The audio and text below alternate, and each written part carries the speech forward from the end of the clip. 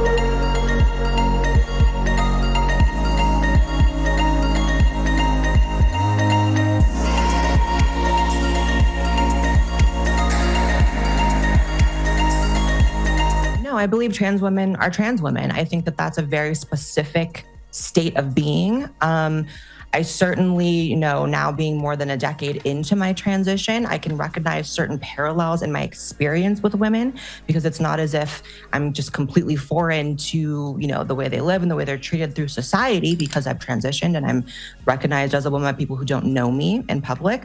However, there is a long list of things I'll never experience. And I actually find it quite insulting to both trans people and women that there is this sort of nuanced, less take out there that trans women are women. I think that it strips both parties of their ability to have real, honest conversations about ways in which they may have a paralleled experience and ways in which they're different. And, I'm often called someone who hates myself by my detractors for saying that I believe that I'm different than a biological woman. However, I actually think it's a sign that I respect myself more, that I don't have to try to convince myself or anyone else that I'm something that I'm not. And I understand that can seem a bit contradictory to someone who maybe isn't so familiar with trans. And I think, well, if you have transitioned, then don't you want to be a woman?